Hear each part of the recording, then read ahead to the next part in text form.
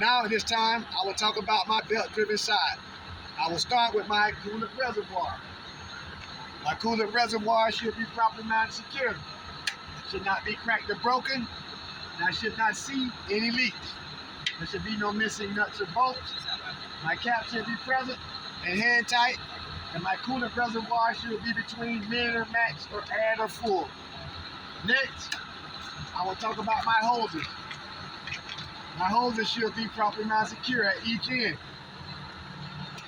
No missing clamps or fittings. No abrasion, bulges, or cuts. And I should not see any leaks. Next, I'll talk about my alternator. My alternator should be properly mounted secure. Should not be cracked or broken. There should be no missing nuts or bolts. And my alternator is belt driven. Next, I'll talk about my alternator wire. My alternator wire should be properly mounted secure. Should not be cracked or broken. There should be no missing nuts or bolts.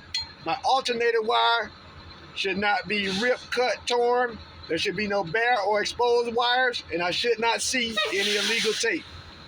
Next, I will talk about my water pump. My water pump should be properly mounted secure.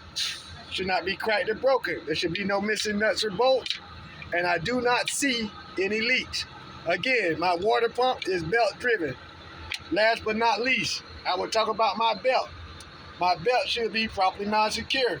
Should not be ripped, cut, torn, dry rotted, missing, or loose. In fact, if I were to push or pull on my belt, I should not be able to push or pull no more than a ½ inch to 3/4 of an inch. At this time, this concludes my belt-driven side of my truck.